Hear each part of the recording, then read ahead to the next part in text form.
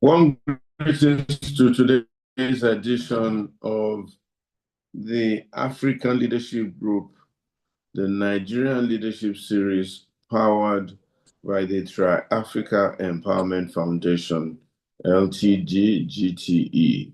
My name is Itwa Igodalo, and I'm truly grateful and blessed to be here with you today.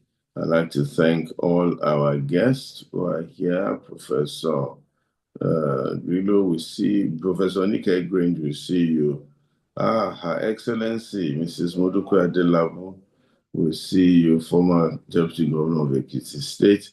Jackie, my sister, I see you. Thank you so much for being on the program. And I want to thank newly ordained Pastor Ali for being here. Boniface, good to see you. And it's a pleasure. Blue Victor, of course. Yeah, Ebinabo in the B. How are you? Koyo. But yeah. I'm sure you see your dear Nurse. Thank you so much. Rani, thank you for being here. We have my guru here today.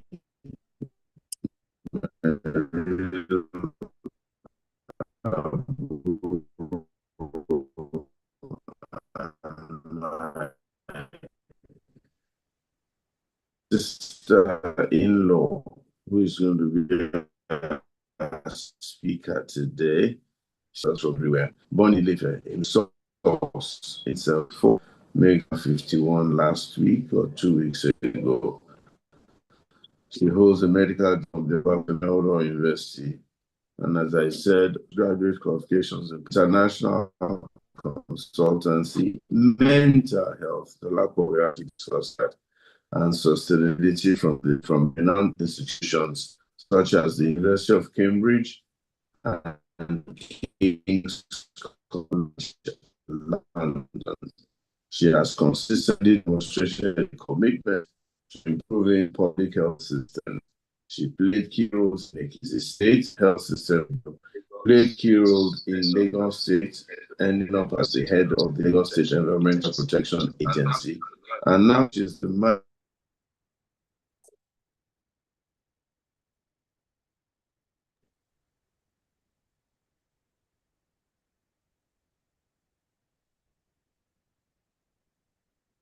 Should I come? Pastor Olu, I think we lost Mr. President's we need network. to discuss safety first, launching in Abuja. Just 1 second, ma. I think we lost Renewed Hope Initiative baby kits. We are working to solve the initiative baby kits and my personal outstanding. I beg, I don't commit time to something for this evening. Dr. Dolakbo, I don't know if we can hear you. Okay. I've committed it to something this evening. Okay, I don't know where you lost me or you didn't hear what I said. And I was introducing. Why are you unwell? Have you seen a doctor?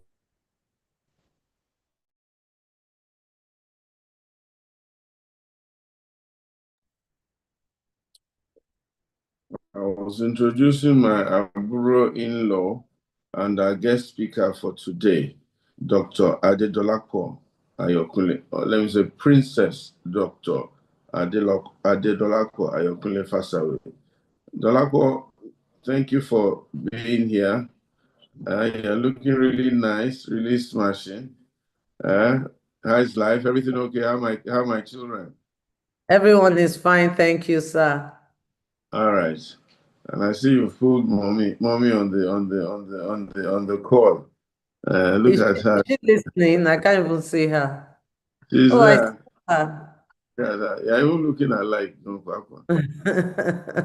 You know who is prettier than who, Sha? I won't say more than that. Okay.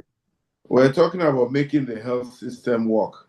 And you've been in the health system both in Ekiti State, also even from Obafemi University, Lagos State, You were a civil servant in the health system in Lagos State. You were a director of various programs, ended up as the general manager of the Lagos State Environmental Protection Agency. And now you are looking at health from a federal or, well, Abuja federal perspective. And I'm sure you have a lot of interactions with the federal system of health. Maybe you should start by telling us what really are the challenges? Let me use the word challenges of the health system in Nigeria, possibly in Africa, and where are we health-wise, and maybe why are we where we are? So let me hand over the floor to you at this point.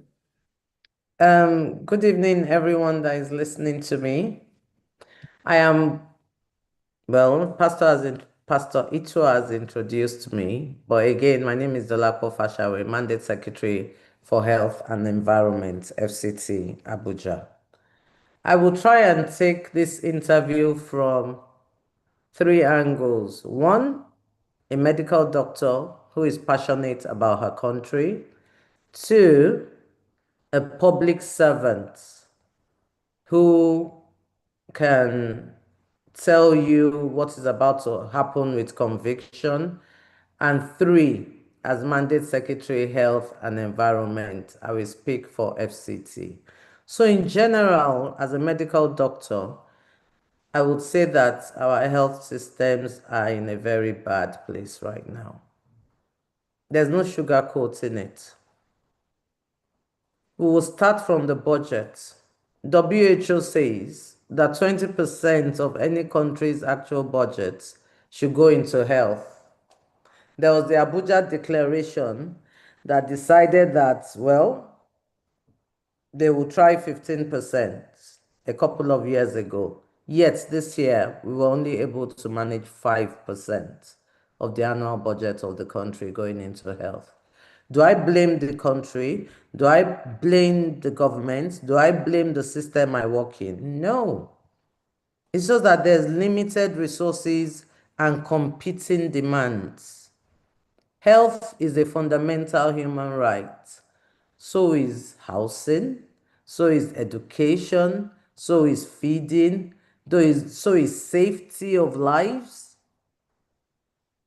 so is the right to get an employment. So there's just so many things competing with us in this big bubble. And I believe that the Renewed Hope agenda is addressing this issue by supporting the health systems with different pockets of funds outside the national budget. Right now, we have almost 10 parallel programs working outside the national budget. The federal government has set aside, they just created an agency called NICRAT, Nigeria Institute for Cancer Research and Treatment. And quite a lot of money has been pulled out from the sovereign wealth of this nation to treat certain group of cancer patients for free. This is unprecedented. This has happened under the Renewed Hope administration. So let's leave financing apart. Human resource is also another big problem. We've all heard about the jackpot syndrome. For those who haven't heard, it's like people just want to leave Nigeria to find better, greener pastures. And in the health systems, I am telling you that I've even seen medical doctors go to America to study nursing because nurses are paid better and they have opportunity to get jobs and work 3 jobs. Nigerians are very hardworking people. And I can comfortably tell you that what a doctor will earn in 2 years here in Nigeria, a hardworking doctor can earn it in 3 weeks in the United States of America. So tell me, why wouldn't people want to leave?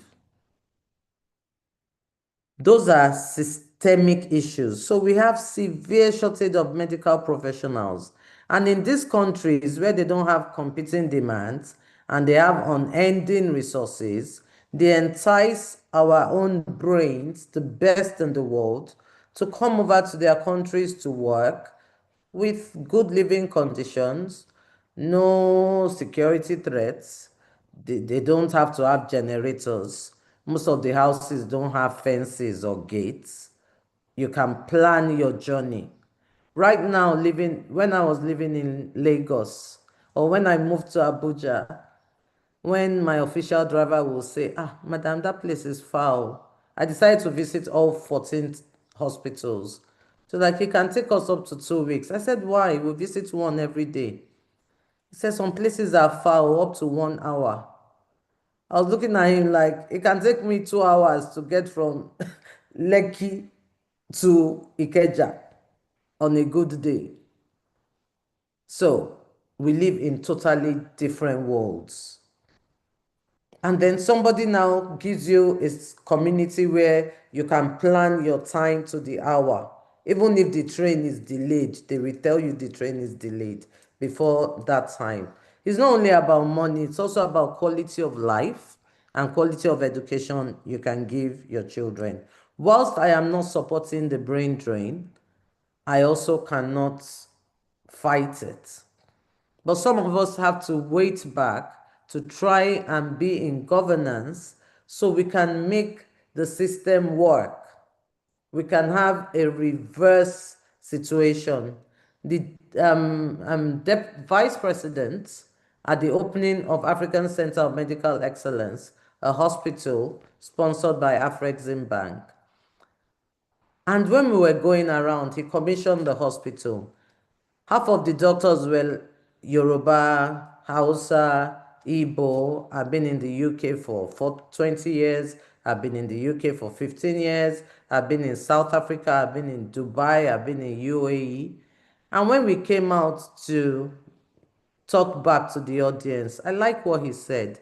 He said what he has seen today means Jakpada syndrome is possible. People are coming back home because a bank like Afrexim Bank has built a hospital where there's a machine, a particular machine that can see 10 patients in 1 hour. In our regular MRI imaging, we will see one patient in 3 hours. This machine, there's only two of it in Africa. One is in South Africa, the other one is right here in Abuja. So we see that things are starting to change and people are starting to come back. When the conditions are right, when the environment is safer, when we can afford to send our children to good schools with our income, then the Japada syndrome will happen. I remember growing up on a university campus. There was a time all the doctors were just going to Saudi. My father's best friend then was a medical doctor. He relocated to Saudi Arabia. And then Obasanjo became president. I was young. I don't know what happened. Then all of them started coming back. Lecturers then used to drive 504 and 505. Then all of a sudden, lecturers were buying V-boots and they were having mobile phones. Everybody had a phone at home. Petrol queues dried up. I really, for the life of me, don't know what happened, but I know this Japada has happened and I have seen it. So I believe that a responsive government, as we have now, is seeing all of this, and we are working very hard to repair that space. Apart from all of that, the disease burden is so high. Everybody is ill. Out of every 10 people you see, 7 have high blood pressure. High blood pressure can be inherited. It is not a communicable disease. You can't catch it from being near someone that has high blood pressure. It can be inherited, it can come from pregnancy, but it is also known to be caused by stress, air pollution, noise pollution, driving from, the other day my sister was in traffic. She lives in Lekki. From Ikoyi to Lekki, she was there for 4 hours. Even if your blood pressure is normal, if you are exposed to that for consistently, your blood pressure will go high. So non-communicable diseases incidence is going high. We're having more high blood pressure, more diabetes, more children having cancer. All sorts of things are happening. So our disease burden is not making it easy as well. And our health-seeking habits increase this disease burden. Abroad, it is not heard of that a child will be born and you will not immunize the child. Maybe there are some certain communities that have their own local laws and herbs and all, but in America, if you don't immunize your child, it's against the law. Here, the last immunization exercise before I came, we scored 25%. The first one, we scored 75%. The last one, in conjunction with National Primary Healthcare Development Agency, who gave us pluses, noodles, Indomie noodles for the children, we scored 101%. People were coming out. Some people even wanted double immunization to collect extra noodles. We had to start painting hands so that you don't over immunize the child and the child has acute flaccid paralysis. That's how we were able to chase polio out of Nigeria. So there are some success stories. And all these communicable diseases, very soon, our children, growing up, we had a lot of children who wore calipers or limped on one leg. Our own children don't see that. They only see adults because Nigeria, thankfully, and thanks to the hard work of the government and the Primary Healthcare Development Agency, we were one of the countries declared polio free right now. But is there cholera? Yes. Why is there cholera? Water supply, is it good? Even when you live in highbrow areas, you still have to treat your water. When you barely have enough money, so there's a concept of fiscal fungibility where you choose, do I want to pay money for health insurance when I'm not even sure I will fall ill? Or I want to pay my children's school fees. They'll rather pay school fees than buy food. Uptake of health insurance is very poor. And those that have it, some of them don't even know they have it. Every civil servant in the employ of the federal government has health insurance and has PENCOM. And it is the law of this country which will be enforced very soon. Aggressive enforcement can make a change, even in the health systems. If you have more than a certain number of employees, the way you pay for their PENCOM, you have to pay for their health insurance. Lagos Health Insurance Scheme is working fantastically. FCT Health Insurance Scheme right now is one of the best in the country. I can comfortably say that Barrister Yeltsin Wike is I don't know if to call him a governor or a minister. Our HMOs wrote a letter to him of gratitude. We pay in advance. Other states are still doing postpaid or they are owing years back.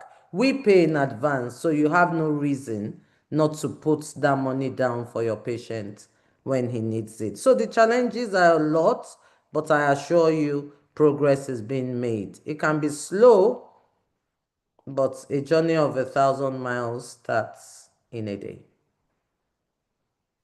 All right. Thank you very much. We've heard you. We've heard you very clearly.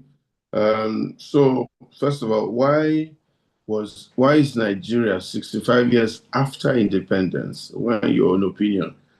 Are we at this very, very low level in terms of healthcare delivery, virtually all over the country? Then secondly, what do we now need to do to leapfrog or to accelerate or to improve? What the World Health Organization is asking for is a percentage of budget to make it a proper spend. And I'm sure each government probably should have its own order of criteria. Or is it that Nigeria is so starved in terms of infrastructure, in terms of resource, that everywhere is crying. And where again will cotton be the middle of this? And that part of Nigeria's problem is also a misallocation of resources based on some level of corruption that's not allowing the little resource to really efficiently. I don't know what your thoughts are on these things, but first of all, why are we still at this level 65 years after independence? And what can we do to leapfrog or to move very quickly up the ladder as we should as a nation? That question is quite confusing. I want to ask you, what has independence got to do with health indices? I also want to say 65 years after independence, we still have our Margeries, children not going to school. 65 years after independence, we still have female genital mutilation. 65 years after independence, we don't have a law that protects the disabled, that puts a ramp in every government hospital, every government building, or any public building that if you have a wheelchair, you cannot access. 65 years after independence. It's a global rot, not just in the health system. And I think it is us as a people. It's our mindsets, and it is what we learn growing up. It is what our generations start to pass to each other and to the next and to the next. I'll give you a very nice example. When I tell my children that there was a time in Nigeria that people didn't used to wear seat belts, they'll just laugh. When I was in university, I grew up on a university campus, and you know, the boys that they bring from London or America, it was the reverse then. If you don't do well abroad, they bring you back to Nigeria to come and finish school. Silver spoons. They will have cars and wear seat belts. We used to laugh at them and say, what's wrong with this one? Do you think you're in London? Why are you wearing seat belts? Then a gentleman came, Oluwagunsoye, and said, we have to wear seat belts. Told us all about importance. Nobody was listening. Then he did massive enforcement. Every corner you turn to, road safety is there. You will quickly just pull something across you like this. I remember in Ibadan then, taxi drivers used to remove their belts and tie to the handholder and tie the other one here, not even understanding the concept of seat belts. And I'm proud to say that no car can be imported into this country right now without a seat belt. So it's enforcement and it's determination on what we want to pass on to the next generation. That drives me till tomorrow to know that change is possible. But it has to start with the church, with me, with parents, with teachers. For example, our generation has lost the war against global warming and climate change, as far as I'm concerned. But if we start teaching our children now the importance of global warming and climate change, things may start to be different. And I'm very happy that sustainability is a word that people are coming to start to understand. I was General Manager, Lagos State Environmental Protection Agency, and I started a campaign on the ban of single-use plastics. We started it with our office. I am a scientist. I like to do things scientifically. So I did an experiment. Okay, let's ban it in this building and see what happens. What of visitors that will come? No, we put posters around that is banned in our building. Don't bring it here. We started searching people's bags because I went to read the Rwandan model. They will search you when you are entering Rwanda, like the way they will search for bomb and cocaine when you're entering UK. For single-use plastics, please, anyone who's been to Kenya or Rwanda can testify to this. They seize it. So I decided doing that. But before you can do that kind of thing, you have to make sure that the alternative is affordable, accessible, and within reach. So instead of pet Coke, pet bottles, I gave all my staff flasks, different colors for different days of the week. I gave them bags. I'm a reusable bag. Use me. So when you go and buy food in ShopRite, don't bring your nylon bag into my office.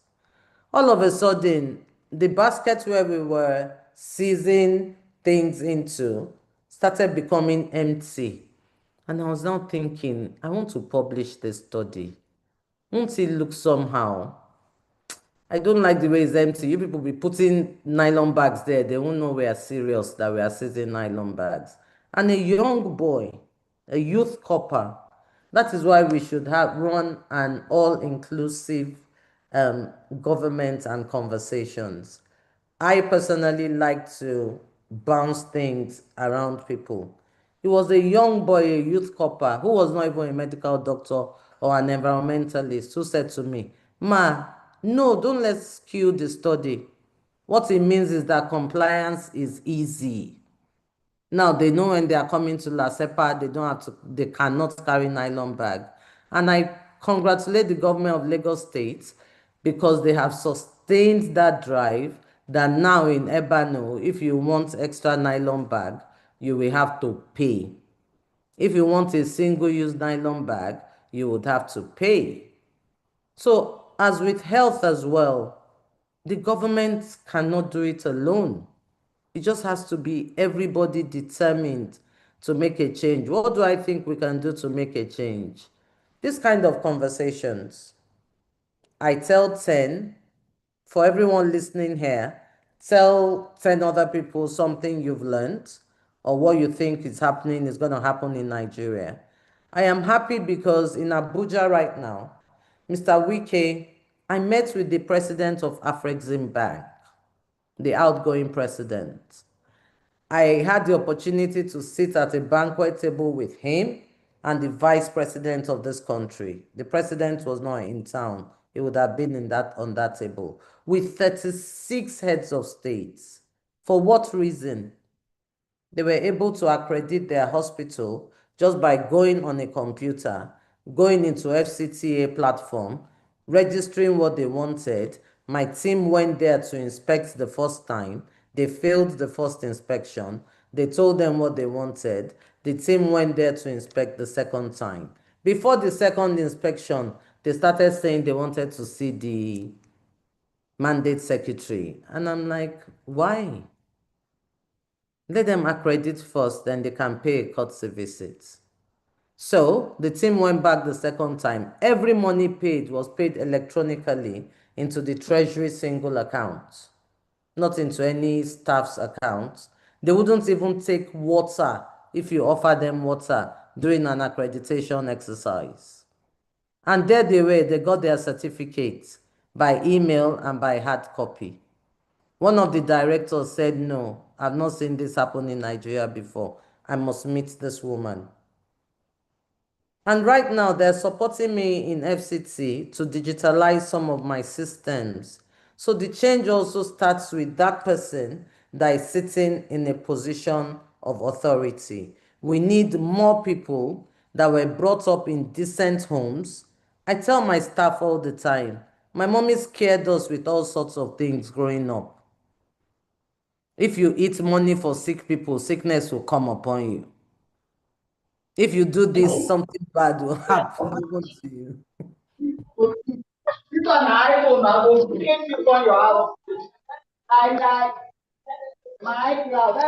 Please mute everyone from the background.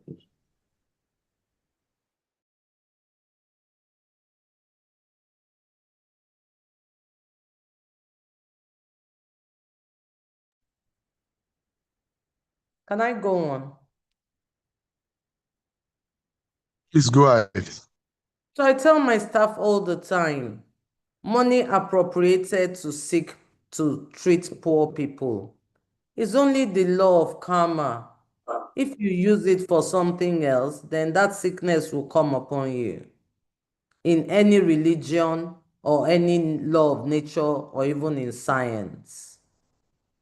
And things are gradually getting better. And how are they getting better? We use computers.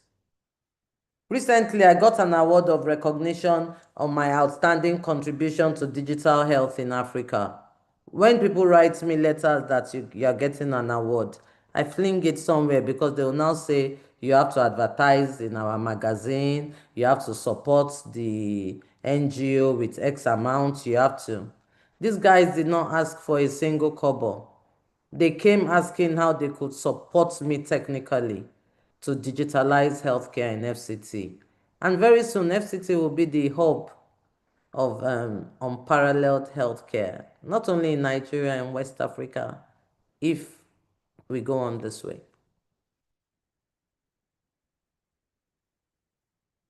Thank you very much. So I'm going to be opening the floor for questions now and ask Pastor Sonny to take a few questions.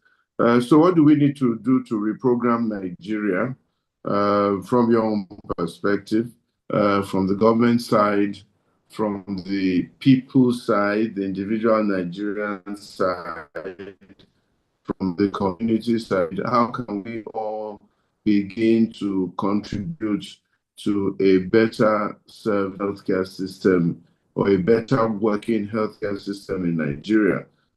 That's one. And then two, being an insider in the government to some extent, what are the government's plan for healthcare in Nigeria? And what are they trying to do to give us much better health services? So perspectives. What can we do? What should we be doing as a people, as a government, as various groups of people? How can we make sure we play our own part in terms of turning Nigeria around? Because I believe that it's a collective effort. Everybody has to play his part. And then what does this government, if you know, have in mind for us in terms of healthcare in Nigeria? Pastor Ito, sorry, before we go on, can we just go to the chat room? A certain Mrs. Bumi Ajani Lawson has made a very valid point. I'll read out for those who don't know how to go to the chat room. I don't think my mommy does. Good evening, everyone. While I truly appreciate the efforts of the speaker to improve health in Lagos State and FCT, I hope she doesn't take the questions as a personal attack.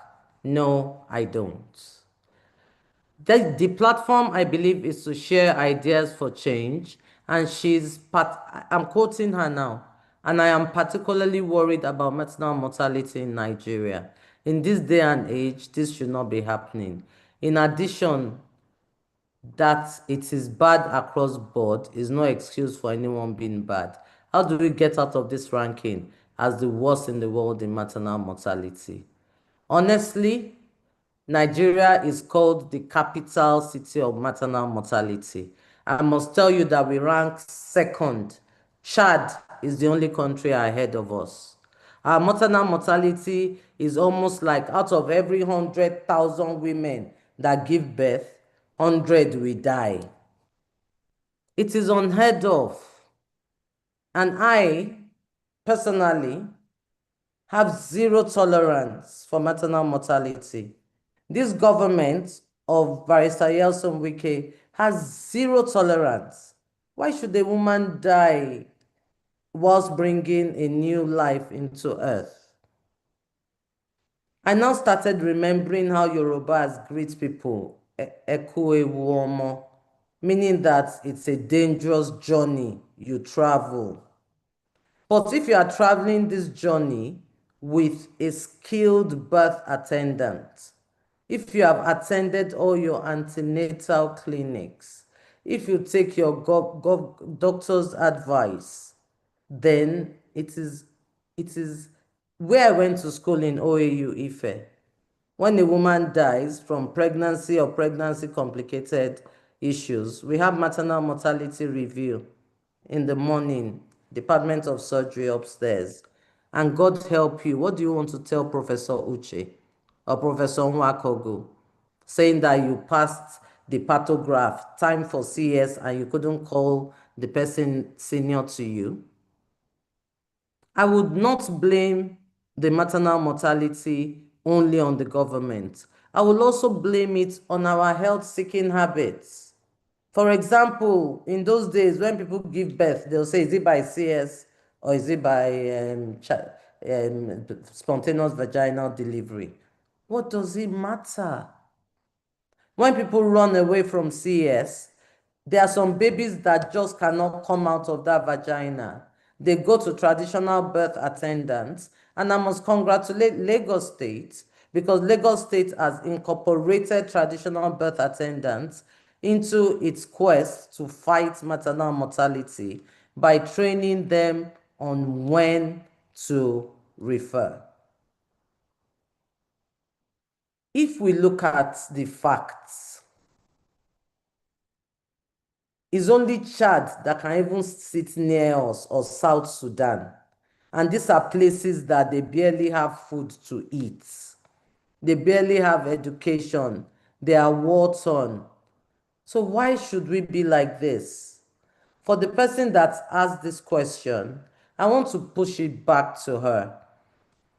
That in my practice as a young doctor and as a policymaker, I can attribute 60%.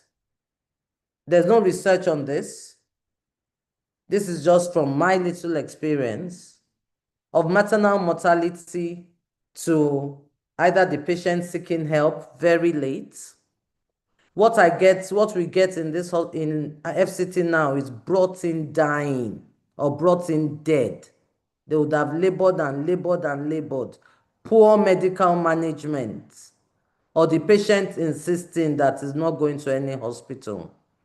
I met a woman the other day, her 5th child came in with bad jaundice and tetanus and septicemia. And so I'm like, where did you give birth to this child?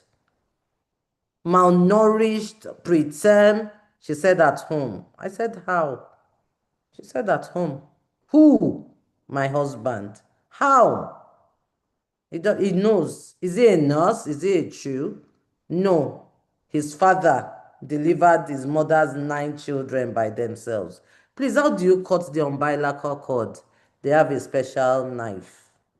How do you tie? And have previous 4 children survived? They are well.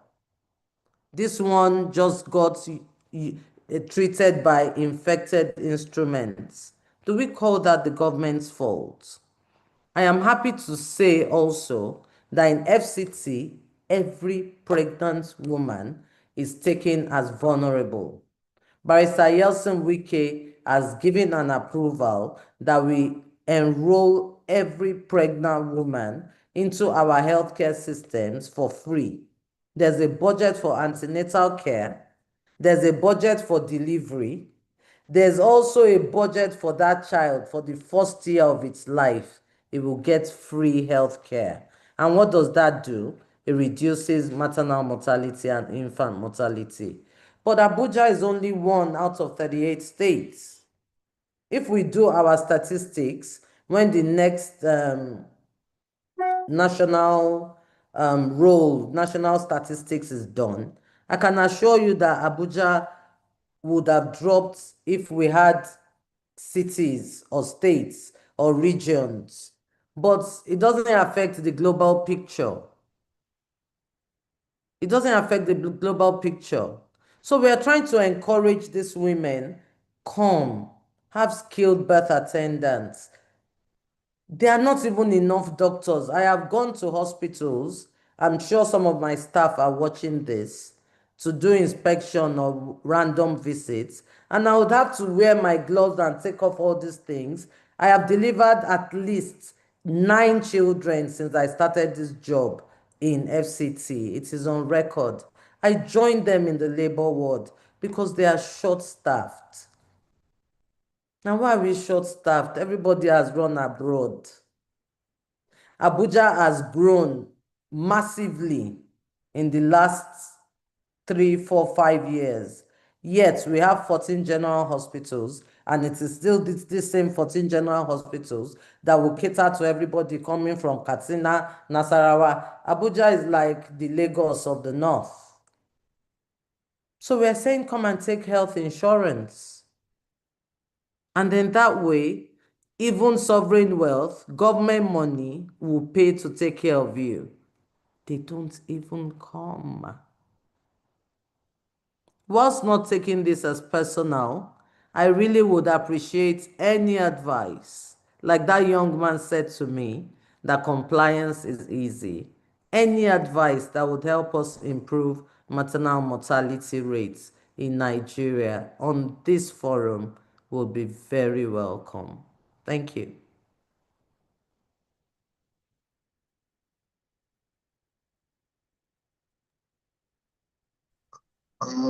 All right. Thank you very Maybe much. you should go back to what I had said as to what we should do as a nation to move health forward and what the government is planning to do, if you have that information. And then Sonny can take over the question and answer session. Thank you.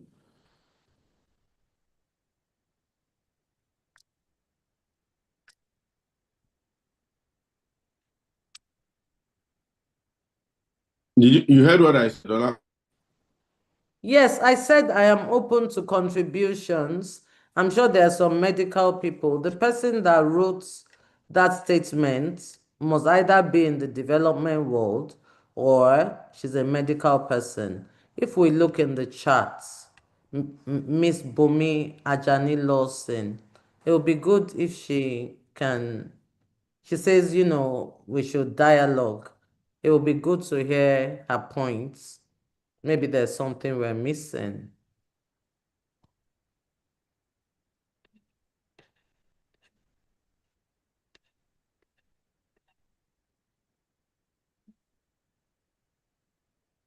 I don't think she's on the call now. I think she got bumped off at the time. Maybe she's back. But Sonny, you take over the question and answer section, please. All right, Pastor. Good evening, Dr. Fashoy. My name is Sonny, and maybe I would be handling the question and answer. The way we handle it on this show is you will see a lot of people have raised their hands, so they either have a question or a contribution to make. So we will call them. If it's a question, kindly take note of it because we'll be calling like 3 people at a time. And it's just to see if it's a comment, they'll just make their comments. So I will start by calling the very first person here, Boniface Chizia. And then there's Adeshina Fagbemi, I believe, then Funke Awolowo. That 3 first, and then we'll come to the next 3. So Boniface Chizia, you can unmute and yeah, okay, go ahead, sir, with your question or comment. Yes, comments and some questions. Well, madam, thank you very much. I think that I pray your tribe should increase. I listen to you, and since as your values are pristine, what you have in Nigeria is that most people in positions of authority, they are so transactional, so they are looking for what is the need for me. So I want to congratulate you, and we hope that your tribe would grow and increase in Nigeria. Now, the thing we say we should begin to, all of us should begin to campaign. I think that there must be an acceptance and appreciation of the fact, the place of health. We say health is wealth, but sometimes we think it's just an empty slogan, but it isn't. So we have so many people who are multi-dimensionally poor in Nigeria. And what we needed to do is that our budgets, I've said this, I've been on record, our budget should be pro-poor. And being pro-poor, it means that you have to prioritize health, education, and housing. Essentially, that's what it is. And so where about these indicators as to what our budget should be? And for a long time, we've not been able to meet them. And then we'll say there are other competing, of course they are competing, but then we have to get our priorities right. So that's what is very important. So I thank you. The 2 other points I want to make is that there's this worry about immunization and sterilization. I don't know. I think that, Sonny, you're not hearing me? Am I not being heard? We can hear you. Okay, I see you are moving about. I was wondering, yes. That is concerned about sterilization, immunization and sterilization. That's one I want you to see. I want to see what you think about that. Is it true? And the other one is you alluded to health insurance. I think it's an important area to go. But I think that the process should be streamlined. I was in the hospital and then I tried to join that scheme as a retired person, and I was told it's going to take a fairly long time. So I think that maybe you are in the system. And I think that given the level of poverty we have in the land, that we should, it's an area we should try. And again, make sure we mount some publicity so that people are aware, So I think that's, those are my comments. Thank you for your presentation. God bless. Thank you very much, Dr. Chizia. Let's go to additional Fagbenro Byron. Thank you very much. Thank you.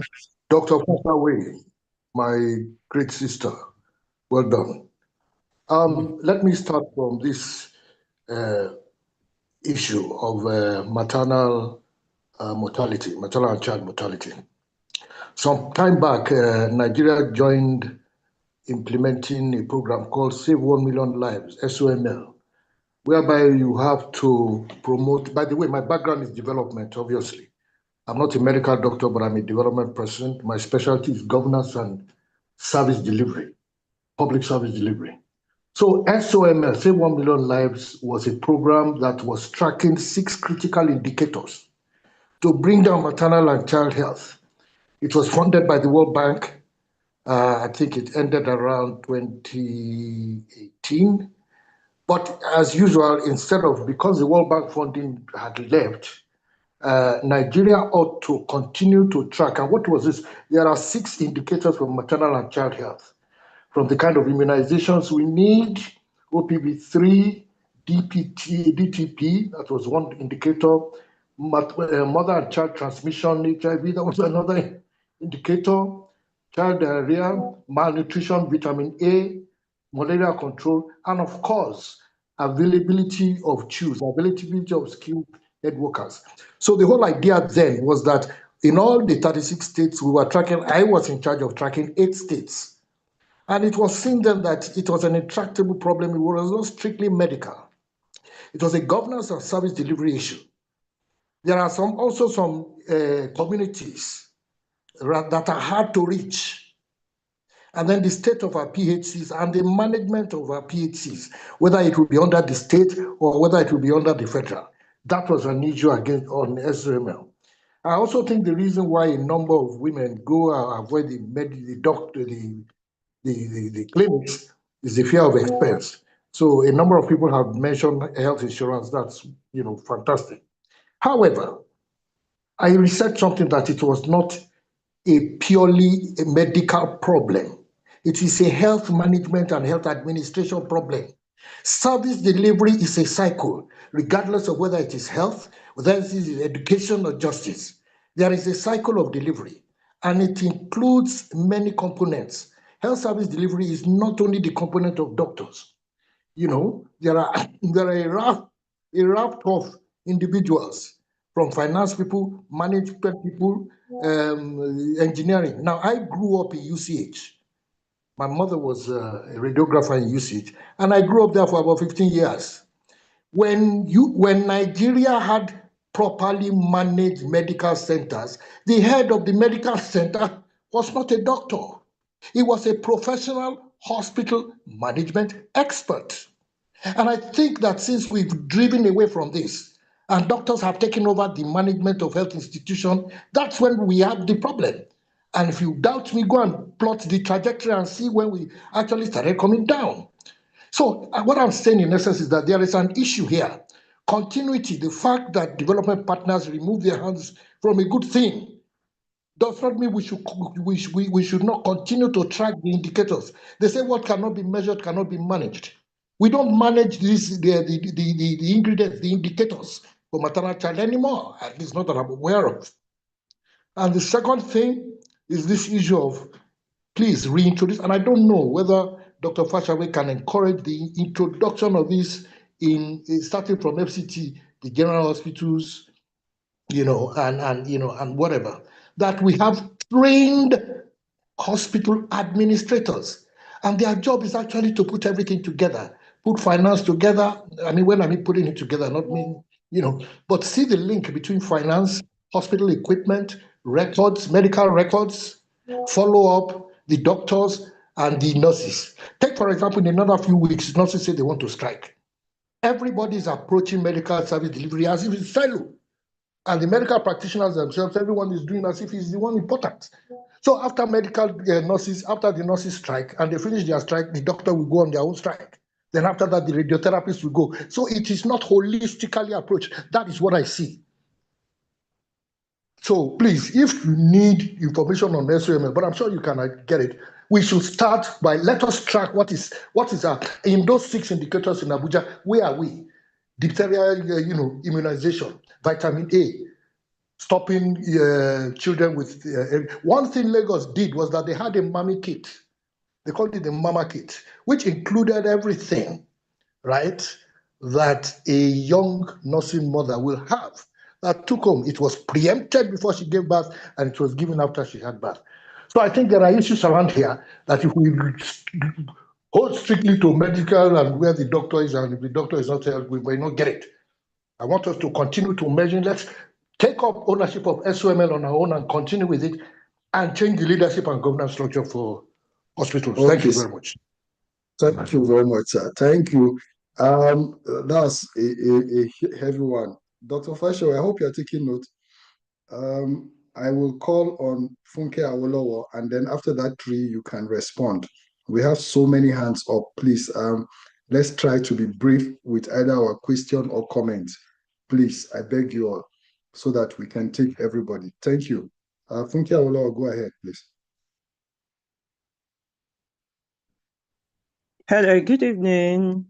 And thank you very much, Dr. Fashawe, for that slight education. First of all, I want to applaud you for this, what you said you did in your office to cut, droppings of bags, shopping bags, and plastic here and there. But I think a lot more has to be done, because if we look at it, first of all, Yoruba say more toto obori arumole. If we look at this Lagos State environment, I'm sure when they're rating the dirtiest in the world, it must be Lagos. I recall going to Iponri one day, and the shop owners were telling me that most of their waste, the droppings, end up in the gutter in front of them. Can you imagine how that works? And that's the number one killer, I must say. And we need to go back to what they did in the past. I think in the past, maybe it was because it was the stage at the stage of development. They had what they called wole wole. And wole wole meant that health inspectors actually knew the community. They were so aware. And like what you said, even somebody that is pregnant, that is shying away from the doctors, will be revealed, because wole were constantly at their faces. And in the place where we are saying there are no jobs here and there, we need to readopt and go back to that old system of what I can class as neighborhood watch, so to speak.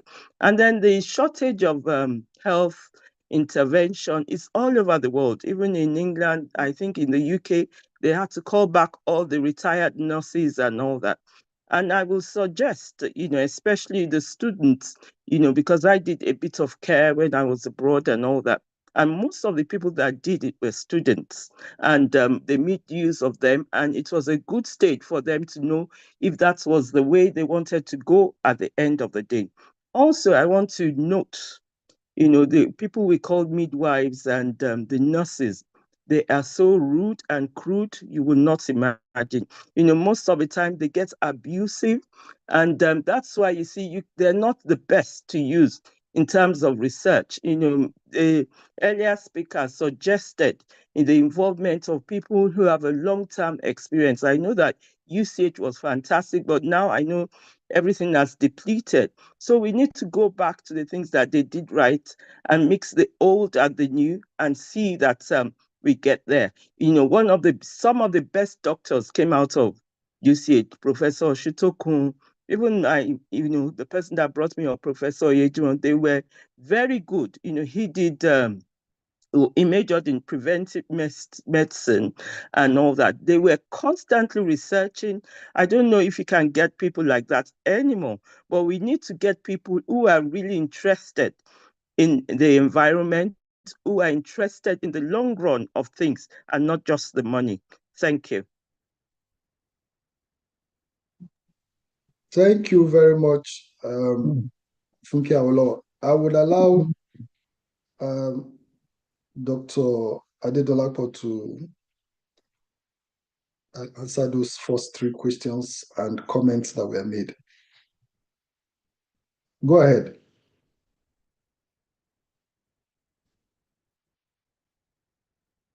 Did you get the questions, ma?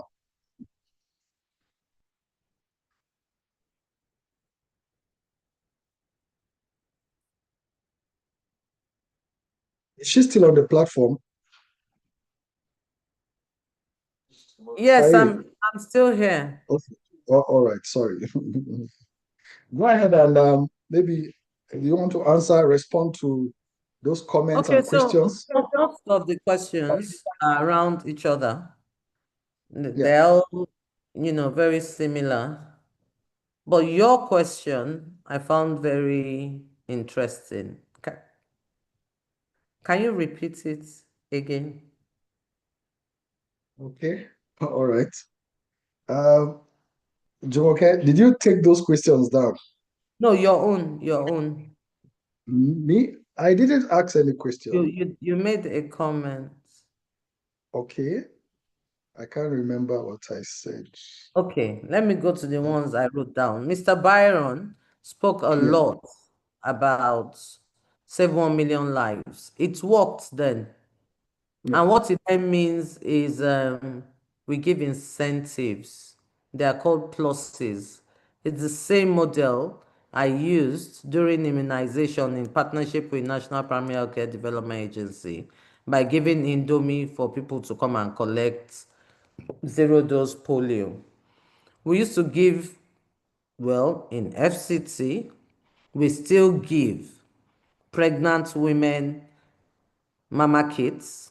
What is in the mama kits is something that, you see, the problem with the mama kits, Dr. Bryan, Mr. Bryan, if you see, is it has gloves, it has cannula, it has umbilical cord clamp, it has what you need for your sutures, it has all the medicine, it has drapes. The only thing we are left with for the baby is that handband that says if the baby is male or female and baby Fashaway, for example. The innovation we have brought in FCT is we have added baby kits. Something that is not a consumable. The mama kit is something for the process to happen. The woman just goes home with her baby. Now in FCT, we have added health insurance and a baby kit. The baby kit has blankets, it has towels, it has pampers, it has IEC material in both English and your local language on what to do. If your baby runs a fever or your next immunization, we actually track everyone that is registered on FCT health insurance screen has a case manager. We track your antenatal care. When it's time for you to deliver, we come looking for you. And it will amaze you to find out that some people run out of state because they still don't want hospital delivery. What do we do? The other thing also that Mrs. Awolowo said is it is not just the doctors alone. It is all of us. We just have to preach this message everywhere. I am saying things that are not substantiated because, as a scientist, my target audience, my key population should be mentioned, I will say Abuja is a population of 4 million, and I am doing a study on 200,000 or 400,000, which is a good representative of how many women are pregnant in Abuja at the same time. I saw in the chat room, someone said, if these things are not facts or published, please don't come and be saying it here. I'm telling you what we're doing. I'm proud to say it. And I hope some of us here can tell our contemporaries in other states what FCT is doing. We have commissioners meeting, all the commissioners in the country. Professor Pate has done that. He's done a very good thing by having an all-inclusive government. So in that commissioners forum, irrespective of your political alliance or lineage, we all work towards the same goal. But you also have to agree with me that everybody doesn't have equal resources. Where I come from,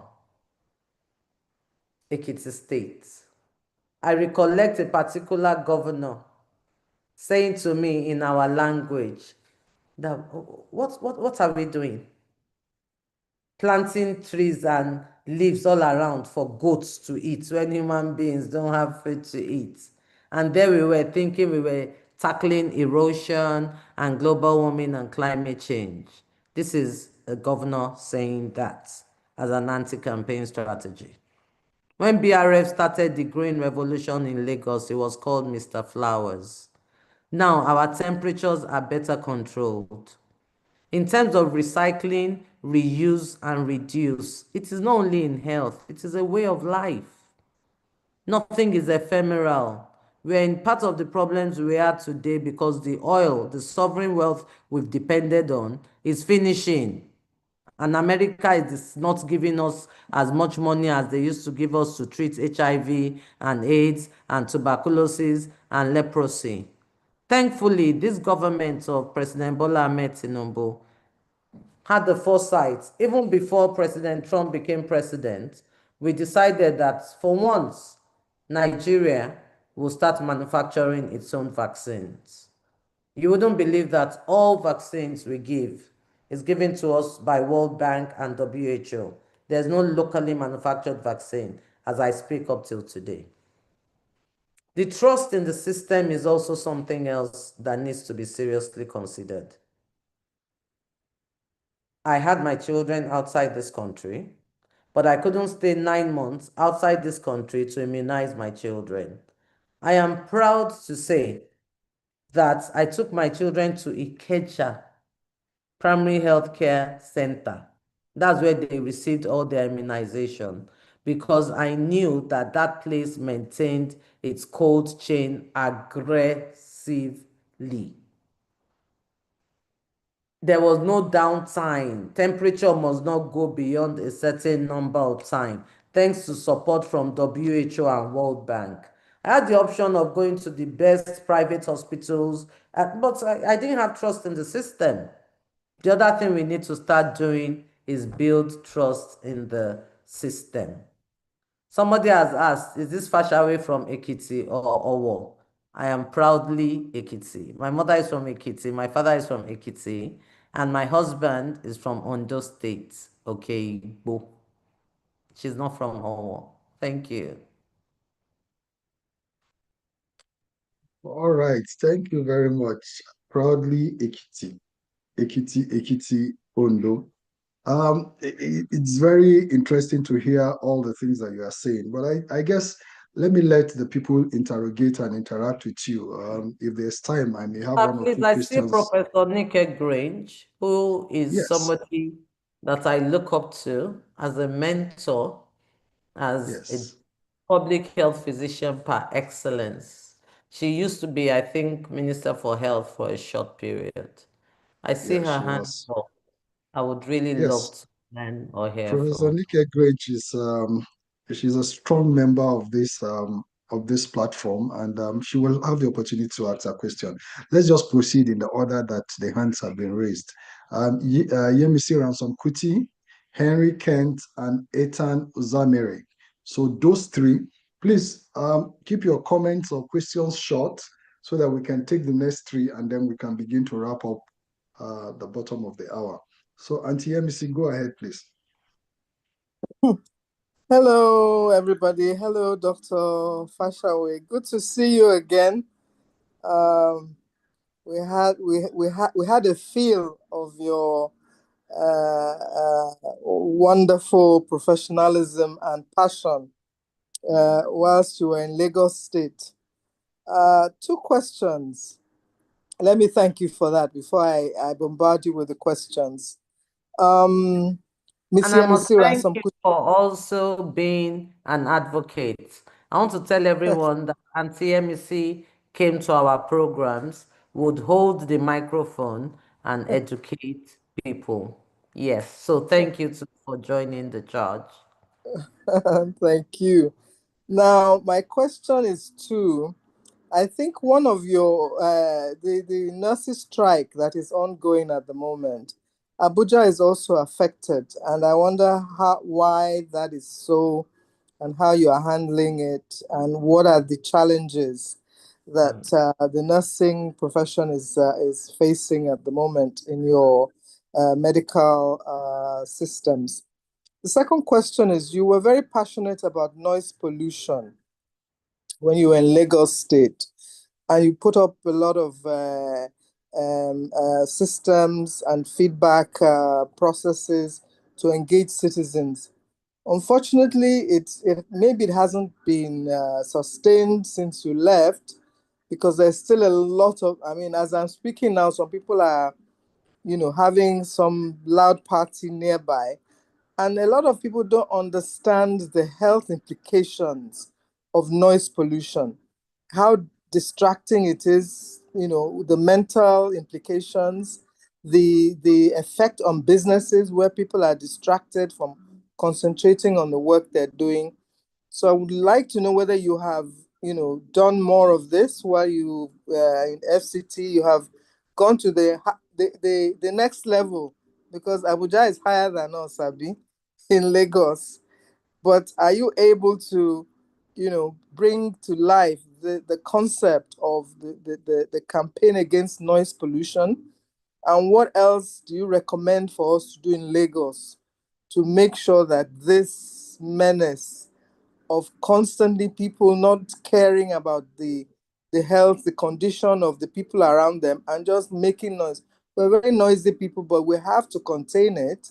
There are people that are sick that cannot rest because people are having parties, or, they're having some religious programs without considering the decibels and the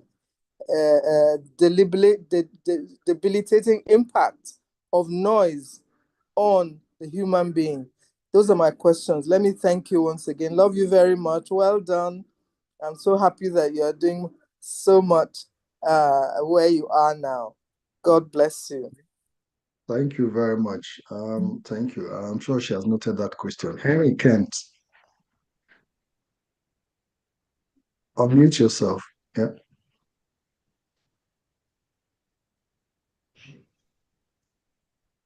Yeah, good day, everyone. Good day. Yeah, my name is Henry Kentabe. I'm speaking from Ontario, Canada. This is my first time of joining this forum, and I think it's kudos to Pastor Itua and others in the group. My background is business intelligence and data regulation. I just want to crave the indulgence of Dr. Dolapo to not mention names of politicians, in serious-minded forums and discussion, because they have just failed the Nigerian people, completely failed the Nigerian people. It is unimaginable how backward we are in a part of the world. It's unimaginable. It's not somewhere that you are proud of, unfortunately, but it is our country. We don't have a choice. That's why some of us, when we have advocacy groups, meetings, seminars, and forums like this, we try and show up to add one point or the other. My question is well, it's let me start from something we call higher level requirements in business intelligence, and that is what is the most fundamental problem that is wrong, either healthcare, education, or what have you, is actually the culture. It is the culture. It is our culture that is the biggest challenge that we have, and that culture boils down from inequality. You know, some people feel that they are more equal than the other, and that's why you have some presidents. You can imagine 2 former head of states were admitted in the UK. How can a president be proud to go to another man's country, you know, for treatment? We could remember when the Pope was having problem, the late Pope. Italy was not the best of anywhere for the Pope to get Medicare. UK is there, you know, in that region. UK and Germany, you know, stands better in healthcare than Italy. But the man was proud enough to stay. It is an honor. It is honor. It is dignity. So the biggest challenge that we have as a country, as a Nigerian, is that question of inequality. Some people feel that they are more special than the other people. You know, they get the best of care. In Canada, everybody is equal. The same hospital that Trudeau will use is the same hospital that drunkard or that, you know, not I don't want to use bad names, you know, not befitting for a society. That's where those guys are also going to end up being treated with the same consultants. Can you imagine the number of consultants that you will have in an hospital? They will be running into hundreds in a particular hospital, and it's just because of the Including you, culture. sir. And it's just Including because you. Why and are it's you not just here? and it's just because of the culture of equality. Everybody is Why are you equal. not here in this Every country? well, it's Dr. I have to Henry, I have to take care of some things here. That's why. But you know, we'll contribute our quota one way or the other. But that question boils down. It always baffles me that we have not been able to overcome this challenge of, you know, inequality. You know, in the developed problem is society. because people all right. like you are not in government. That's just the simple answer. I Yeah, I remember know. the question Pastor asked that I wanted him to repeat. That was the relationship between immunization and sterility. I remember that now. Okay. Okay. So that's sorry, doctor. Let me just quickly so that I know you. Henry, your time is over. Sorry. So just 1 minute. So that's the most important question that we need to ask ourselves. And the other ones, you know, are maybe probably lower than that, for us to be able to define who is a Nigerian, what is that standard a Nigerian should have, and it's called standard of living. What is that standard? Who can we call a Nigerian? You know, what is that standard that Nigeria, in terms of education, in terms of healthcare, it's across board. Maybe 90% or 80% of the population have to have, and it has to be documented in our law that, okay, we that have called ourselves as Nigeria, we call ourselves these people of Nigeria. This is this standard everybody at like 80 or 90% of people should have in education, should have in healthcare, should have in business, should have in government regulation, in data, in so many areas, in infrastructure development. Why should a governor have, okay, a governor can have the best of care for education, for healthcare, for your family, and the people doesn't please round up. and the people doesn't have. So that culture of inequality, we have to address that. We have to set our priorities right as a nation. Yeah, And all for right. and, Okay, and thank you very much. I think you've made your point. Let's have Ethan Zamiri. Thank you. Sorry to cut you off. no You've made your problem. point, and I'm sure the doctor has gotten it. Yeah. Ethan, go ahead. Yeah. Yes, good evening. Let me first congratulate you for everything you're trying to do in the FCT. I'll try to keep my point brief because I think what Mr. Adesina said is part of what I wanted to speak on, and I agree 100% with him that one of the biggest problems in terms of healthcare is the management side. I think when I was the vice chairman of the economic team between 2016 and 2020, even getting access, there are certain indices you have to put, like a percentage of amount of health into the budget. We've met with so much resistance because the quality of people in governance, which doesn't allow you to do a lot of things you're trying to achieve. Even when we try to set up, even when we were successful in setting up our health insurance scheme, I think a lot of people thought that it made no help. It didn't help actually the health system, which it actually did. The quality of leadership is very important. And also, anything you're trying to do, especially in governance, you have to try as much as possible to make it backed by law and policy. And yes, you are talking about the minister. Yes, the minister, you are being successful in what you're trying to achieve because the minister is buying into what you're trying to achieve, your policies. What if another minister comes and don't believe in anything you're doing? Everything you put will be almost down to drain. In Edo, what we did in Edo in terms of even in healthcare, a lot of things are not being carried along, even though we back some by law. But if the leadership says no, we are not doing this, there's a limit of amount what you can do, what you can achieve. So I'm coming from a point of advice.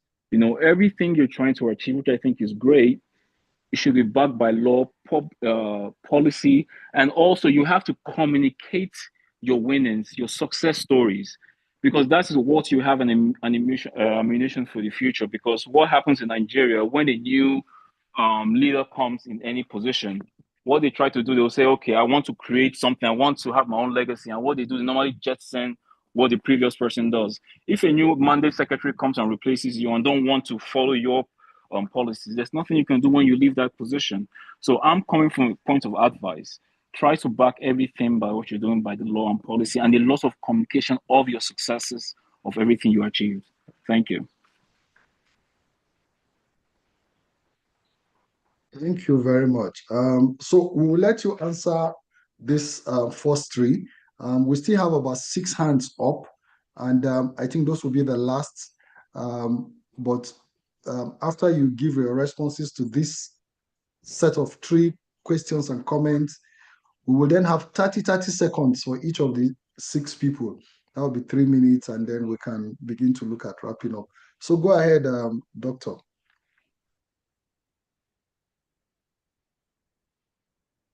Yes, ma'am. Unmute yourself. You are muted. Thank you very much.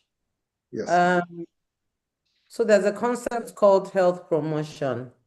I have had to bring some of the superstitious things my mom said to me growing up into this.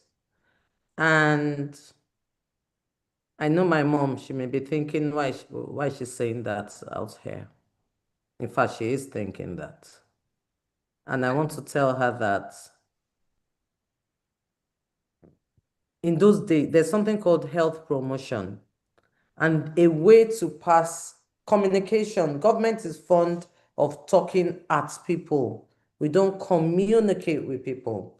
Our parents communicate with us. So if we take the way our parents have communicated with us growing up, that's what I mean by your background and what your parents told you while growing up, and you bring it into your current practice. The idea of Tales by Moonlight, most of those things were myths and fiction, but those things were a way of promoting health. They were a way of promoting healthcare. Somebody spoke about Wole Wole of those days. Those guys were like inspectors to make sure your house is clean. And in those days, malaria, the prevalence was so low. So when I bring personal issues into here, I believe this is a closed forum and we're all bouncing ideas by each other. So by saying my mom told me that if you eat sick people's money, sickness will come upon you. I'm sorry, but she did. Anyway, so I'll go straight to the questions. Mr. Henry, who didn't want me to mention names, many ministers have passed through FCT. If you live in Nigeria, and a lot of us that do live here and come to Abuja, you can comfortably say that the transformation that has happened in the last 3 years has not happened in the last 12 years. Many presidents have passed through this country. I did mention President Obasanjo, that I remember growing up in Ife, we had certain roads where we would put our car in neutral so we could go on a slope because there was always petrol scarcity. At a young age, I knew how to use pipe, what's that thing, a hose to put into somebody's car and collect 2 liters. I told you I don't know what the man did. There was rivers japa, and that was the end of petrol scarcity, and lecturers started to live well. In those days when we were in school, our parents would visit us with 504s, and the people who were from Lagos or the big business people had Mercedes and Jeeps, and I didn't understand. I thought being a civil servant was like the top of it. And Obasanjo did something. So yes, in mentioning names, I like to mention names because some people pass, come and go, and we don't remember them anymore. In Lagos, we still talk about Jakonde schools. I want to talk about Professor Olikoye Ransom Kuti, still in mentioning names without any prejudice to Auntie MC Kuti. All the things that man said we should do about 20, 30 years ago are the things we're just trying to do now to redeem the health sector. If only we had people who would listen and not be after their self promotion or their next political position. If we had people like that man, is the hero of public health, him and Professor Lucas, as far as I'm concerned. Now we're going back to do what they asked us to do years ago. So we would have to mention names. There's no history without names. Mr. Henry spoke about high-level requirements in business. And I will put it in health, it's called knowledge, attitude, and practices. What is our knowledge and our attitude and our practice towards female genital mutilation, towards the male child should be given special recognition over the female child? What is our practice towards don't talk if a man touches you inappropriately? I have seen mothers beat their children for coming out to say their fathers are raping them. So, like Mr. Henry, in your business, when we look at high-level requirements, what we doctors do is a knowledge, attitude, and practice study. And the kind of publications that are out there are disturbing. Just go online, knowledge, attitude, and practice of a rural area towards cesarean section, or towards genital mutilation, or towards hospital delivery. When you talk about immunization and sterilization, there are all sorts of myths. Medicine has not proven anything. Even in the UK there's still a controversy over MMR and autism. Some people wouldn't let their children take MMR because they believe it leads to autism. There's no scientific proof. Do their children come down with measles? Yes, some come down with measles and survive it. So they just wait. I'd rather have measles than have MMR. But I say scientifically that there's absolutely none found just yet between immunization and making a woman sterile. That question, I am taking it as important because when I got here, we were having, we were immunizing children with ladies with HPV vaccine, human papilloma virus, to prevent cervical cancer. If you take that vaccine and you have 2 exposures to a pap smear in your lifetime, it is almost impossible that you come down with cervical cancer. It is one of the most curable cancers. It is one of the most easily detected cancers. Even a nurse can detect a cancer of a suspicious cervix just by looking with torchlight. So I am saying, let us spread information around. Now, I had queues, lots of students coming out to take immunization. There's one man they call Birikete over here in Abuja. Everybody listens to him. He comes on the radio one day and says, this thing we are giving children, do they know why are we giving only girls? Boys don't have cervix. It's against cervical cancer. We're sterilizing them, we're this, we're that, we're that. And it was like magic to me. From having to control lines of 100 children, the next day we were having 2 or 3.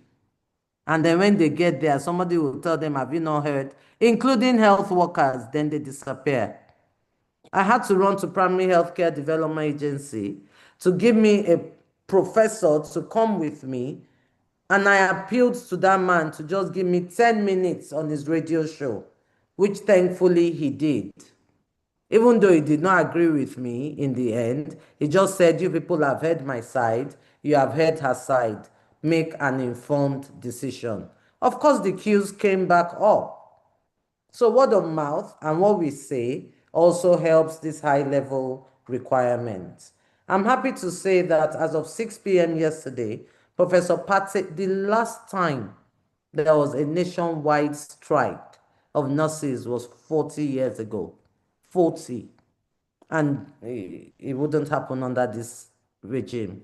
I am fortunate to say I've been part of the discussions. Up until 7 p.m. yesterday, we had a meeting with the National Association of Nurses. Even whilst I'm in this Zoom, I've been missing phone calls because an announcement is meant to go out very soon.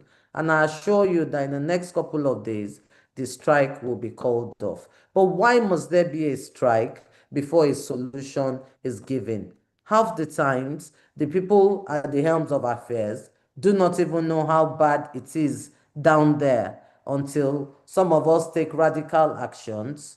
I do not support strikes because as of yesterday, I have a picture of a woman who gave birth on the floor in front of a primary healthcare center because there was no nurse around at night. It is not fair. It is against what we all signed for. And that is why both nurses and policymakers and Ministry of Health are working together to ensure that this strike is called off ASAP. That's to Mrs. Ransom, Miss Yemisi Ransom Kuti. She also spoke about noise pollution. The truth is, I'm not in Lagos anymore, but I believe LASEPA is still working. And I want to say to all of us that there's a concept called environment, sustainability, and governance. Anything you do that you have not put a sustainability plan in place, you are planning to fail. That's just the truth. So it doesn't matter if PDP comes into government tomorrow, if WZY comes into government tomorrow. Some of these things we are doing, once we can prove with objectively verifiable data that they are life-saving and they will make a difference, it's only an unresponsive government or probably a retarded government that will not take on these things. So it's not trial and error. Some of us know what will work. We just have to prove that if you do X, you'll be, for example, in health, we are going for renewable energy in the FCT. We are saving almost 80% of the amount of money we were using on buying diesel, on servicing generator, even on air pollution, by using solar panels and renewable energy. Why would anyone say don't put renewable energy everywhere? But it's a long-term saving. Right now, it will look like, oh, how can I spend 100 million on inverter when I can just be buying petrol, diesel of 50 million every year?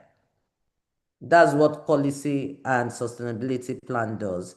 And this government is very, very serious about putting in sustainability in every decision we make. And I'm also proud to say that this is one government that I have seen that has not been afraid to reverse announcements. I cannot point specifically to what and what, but I have seen many times somebody makes an appointment and in 2 days' time, they say no because of whatsoever, or somebody makes a policy, there's a strong and active clash against it, and they reverse it. That was how we ended SARS. But does it have to come to that? No. But in every country, there are revolutions that change the face of the country forever. Thank you. Thank you very much.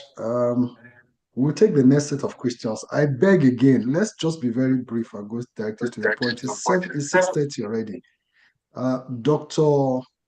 Oluremi Ilupeju, and then we will have Omadeli Boyo and Modupe Asek thus before we take Professor Nike Grinch. Please make your questions very brief. I would have to interject if it's getting too long. Thank you, sir. Dr. Can you hear me? Ahead, yeah. We can hear you. Go ahead. Okay, yeah, this is Dr. Oluremi Ilupeju. I'm calling you from the US.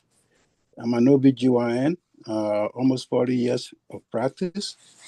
I come to Nigeria often for medical missions. I've delivered babies in Nigeria, specifically in Ondo State, under Governor Mimiko's program at that time. The issue of maternal mortality is really a big one. You know, it's worldwide, it's pervasive. You know, we're always fighting the maternal mortality, even here in the US.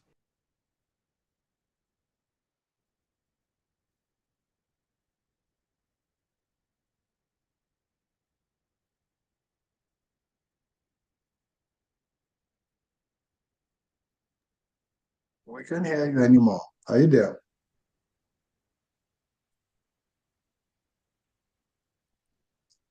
Dr. Ilupeju? I think we lost him. Oh, so sad. Right. While we wait for him to join to complete his question, can we have Omadeli Boyo? I'm unable to. Okay, thank you very much. I'm able to mute myself now. My name is Dr. Omadeli Boyo. I'm a family physician, public health consultant of over 43 years. And I just want to say that a lot of people are missing the point here that Dr. Dolapo has been talking about. The problem with our healthcare sector is not the federal government per se. We have subnationals in these countries that are irresponsible. Every little thing, people blame the federal government. As I'm talking to you now, I'm calling from the US, partially jackpot, but I still run my practice in Nigeria. Primary health care that she talked about and related to Ransom Kuti is supposed to be based on, communities, accessible to individuals and family in the community. It is a full participation of community members. Like we're talking about all those things in Abuja now. I have run healthcare services in Taraba, in Benue, in Plateau, in Cross River, upper fringes of Cross River, and the like. And I've been a primary healthcare director in the north. The problem is still what she said, attitude and practice. And the local governments in Nigeria, the subnationals, local government and state governments don't have health as priority. At the end of the day, they are putting up big hospitals, whereas what we need to do is to get the buy-in of the local communities. If we're talking about HPV, like you said now, the local communities, the primary health, everybody looks at the federal government, teaching hospitals, federal medical center, but look at it this way. The local dispensary could do a lot of work.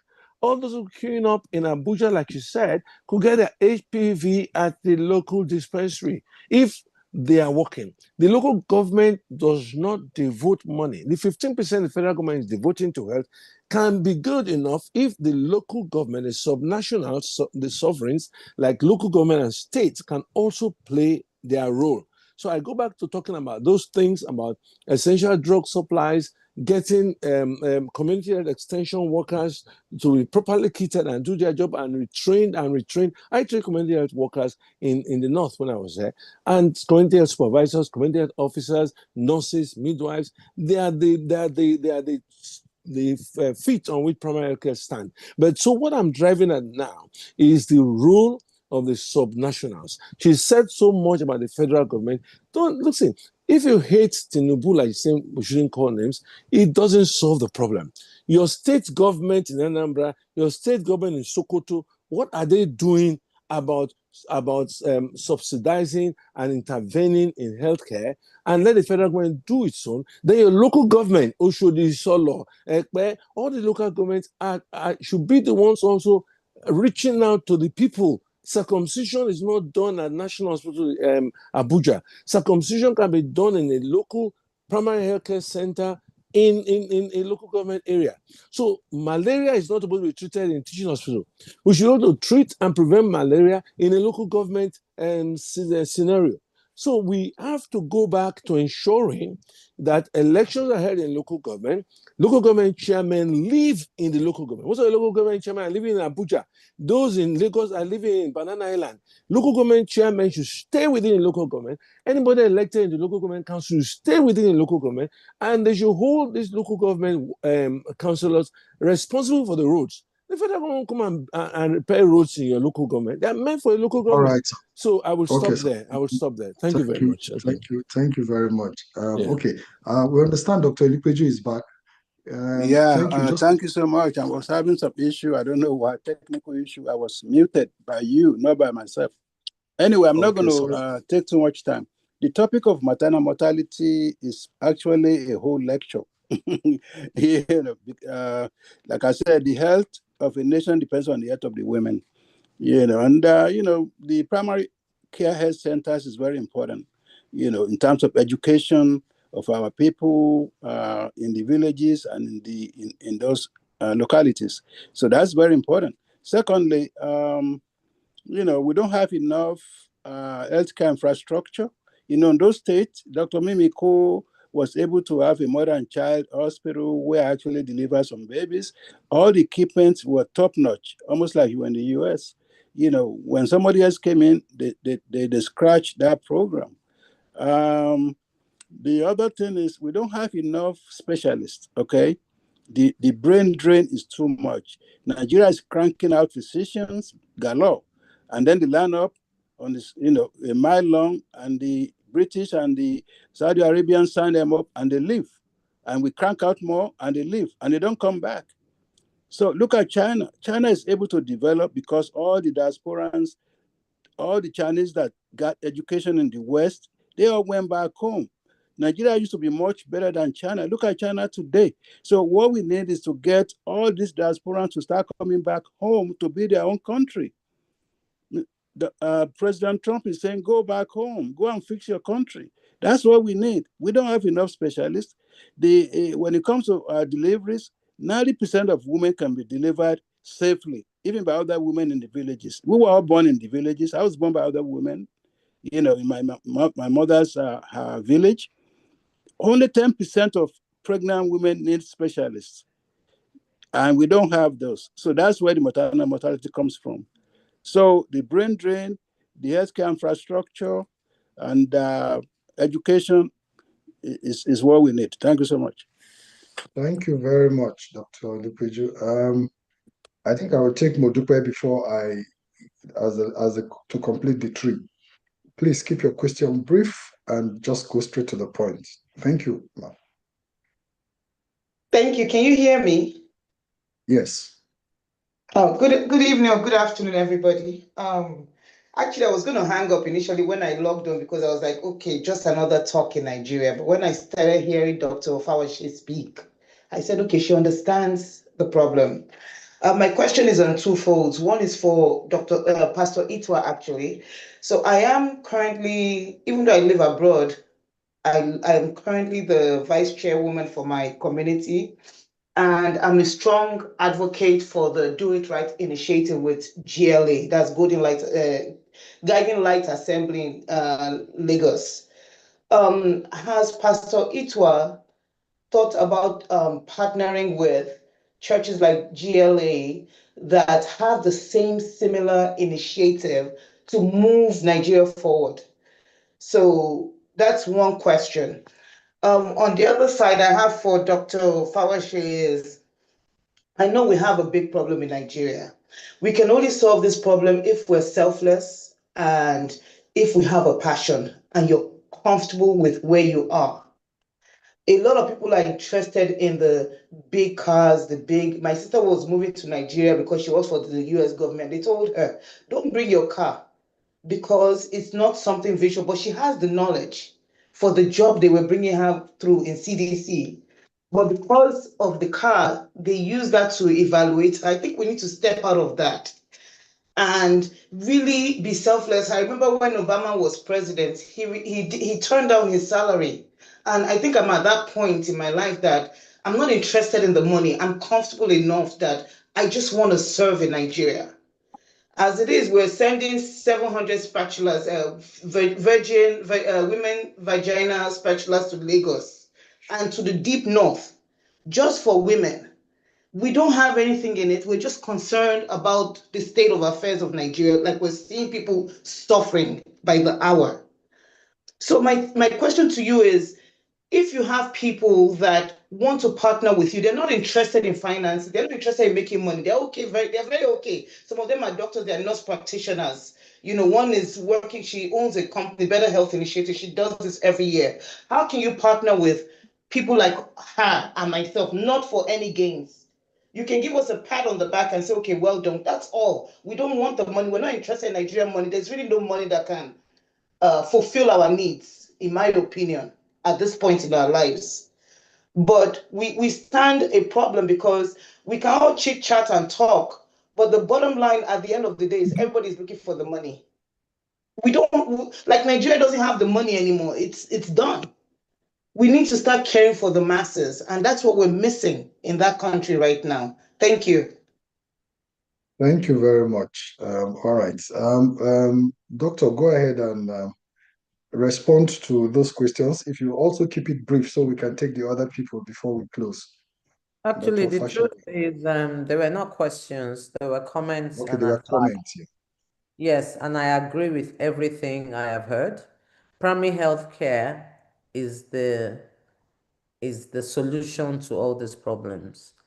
When Professor Ransom Kuti taught us something called task shifting, where a woman with ONE, what's that one that is not BSc?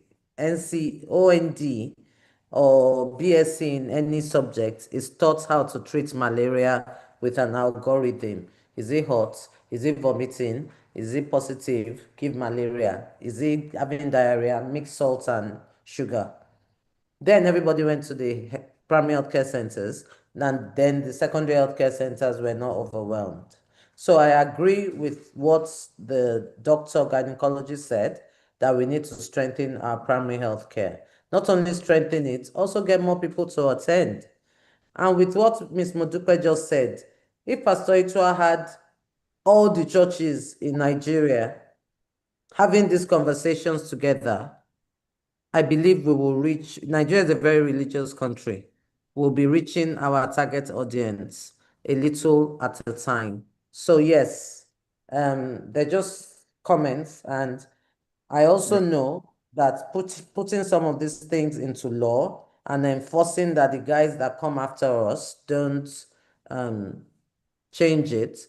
Ondo State at a time had the best maternal mortality rates in almost the whole of West Africa. There was something called Ileabi. Ondo State started Mother and Child Center, and it was a massive success. I do pray they can find their foot in that again. And we're all copying what happened then, and it's still working. So thank you for reminding us, sir. Thank you very much. We'll take two more, Professor Nike Grich and Professor McDonough Idu.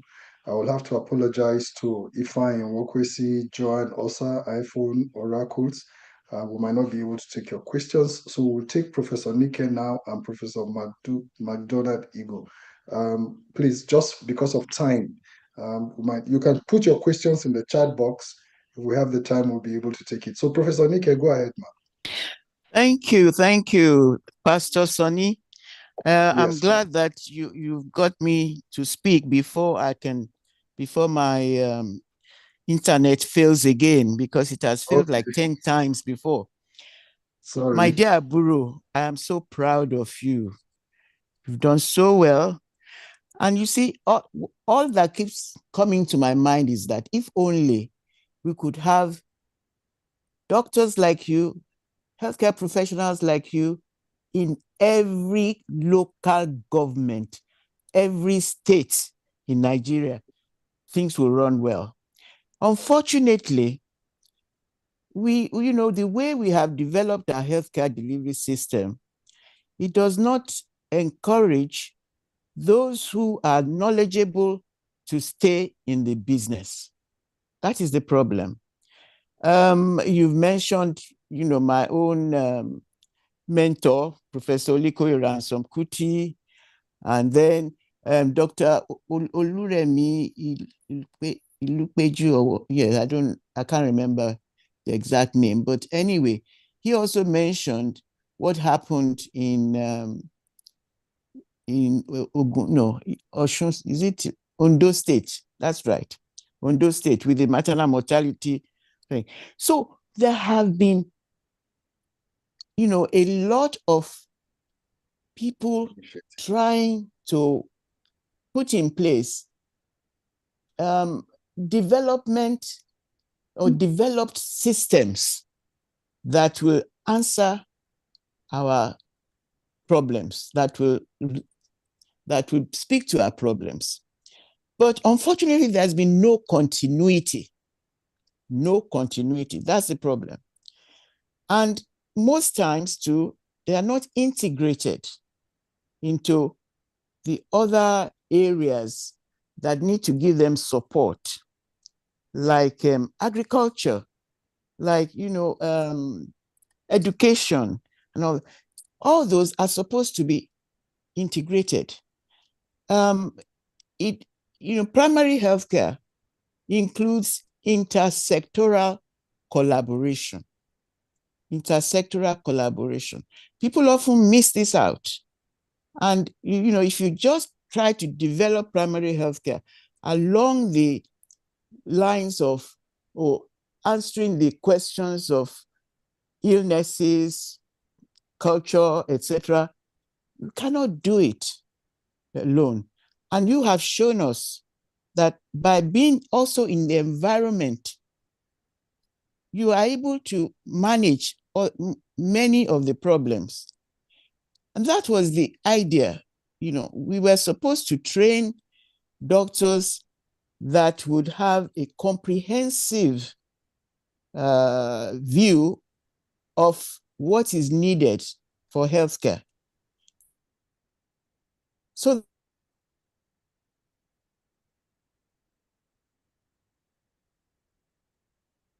that still be, I'm happy that you also have said everything that we were supposed to do years ago.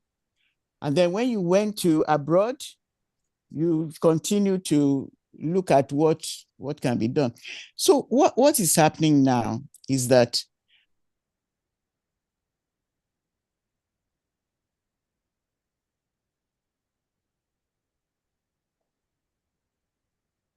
system to continue uninterrupted. We have a current list.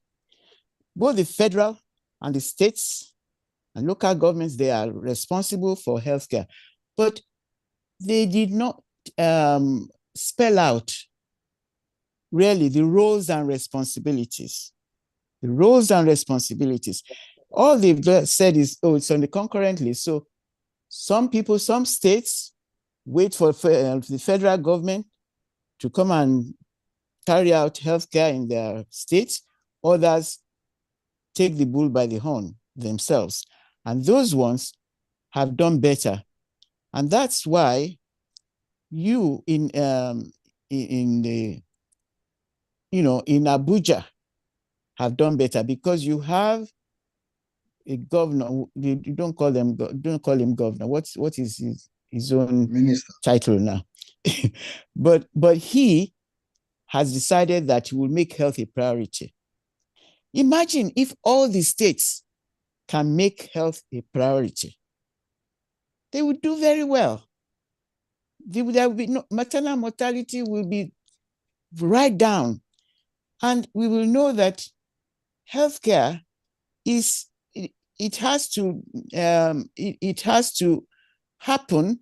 It has to be given throughout life. It's a lifelong thing. It's from the womb to the tomb. And so, things, the way it is arranged, the way it is managed, has to show that we recognize the problems right from the womb, from pregnancy to death, to old age and death. I'm now, in the older age group, and so are many people, and we are seeing that there really was nothing. There is nothing in healthcare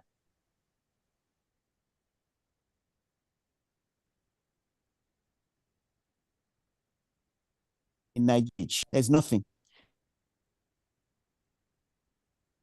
They have time on them. Yes, your network is still not able to. It's now very expensive. You are not able to move around. You are not, so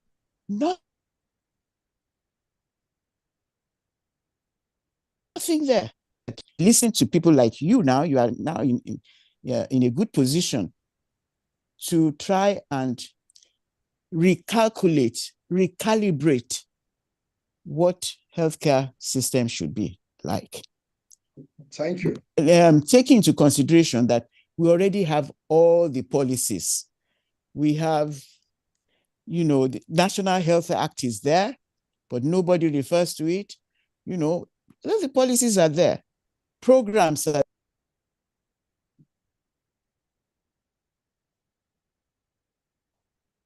Wow. Professor Dike, your network is really challenging, so you keep bouncing in and out.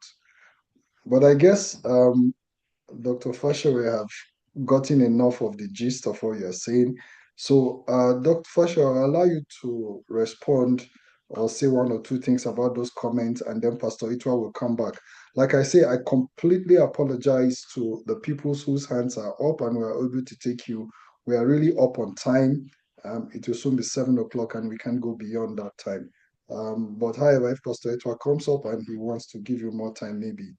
So, Dr. Fisher, go ahead and maybe make a comment, or if there's a question that you had, respond to that.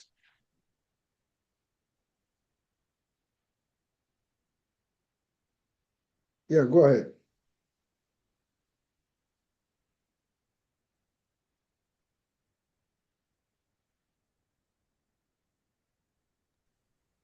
Pastor, I think most of Prof's comments were advices that I've taken on board.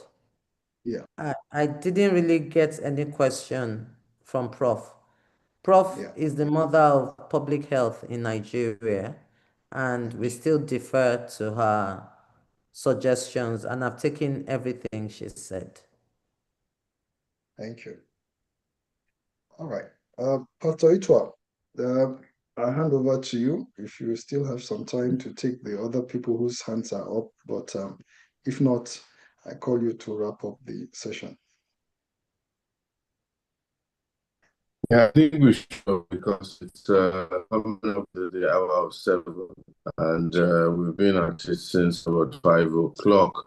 I'd hope that really on ALG we will try and hard stop at 6:30, so that we can have a defined way by which we do things. So I'm afraid that we'll not take any other questions today. People can please send their questions to the chat room and we'll forward them up to Dr. Fashawi to try and see how she can respond to those questions. I want to thank everyone for being part of the conversation.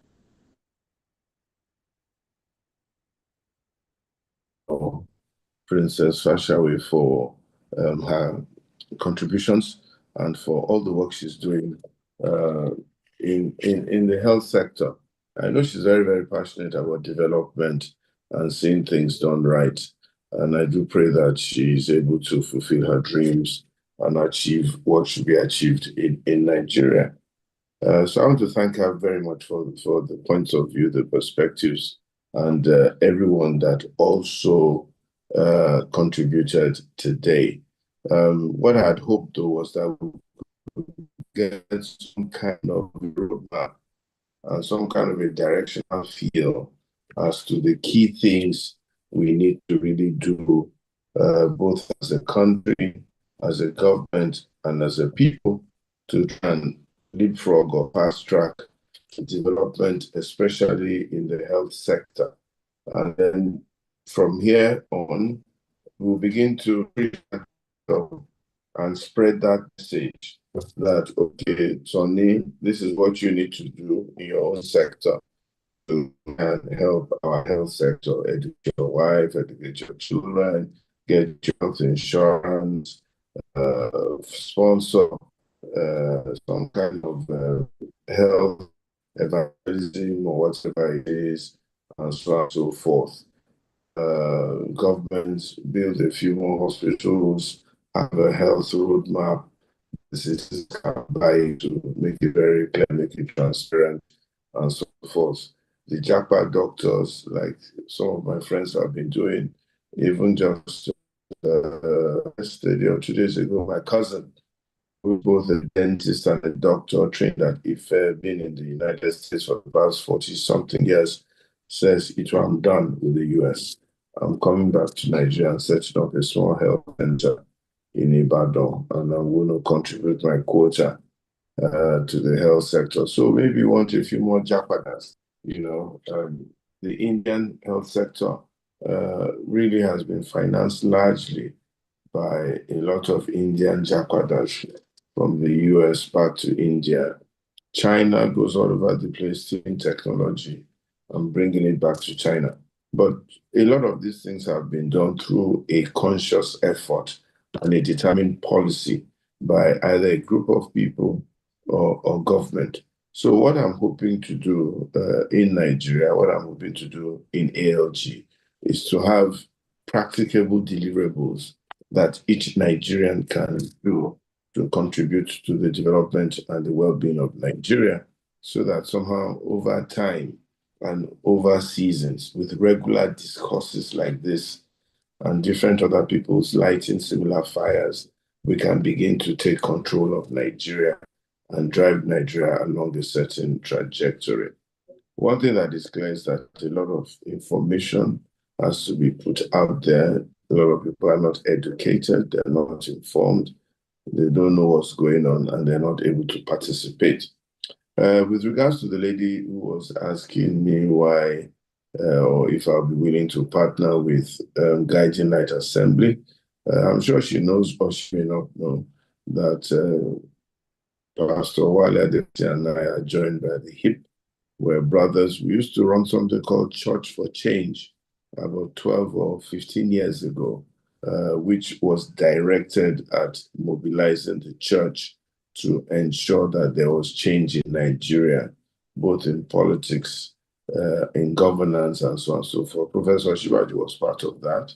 Even the current Minister of Trade used to give us background support in those days, and that's part of probably why she got interested in governance. Also, maybe she was before, but she's a member of GLA, and she gave us a lot of background support when we were doing the Church for Change.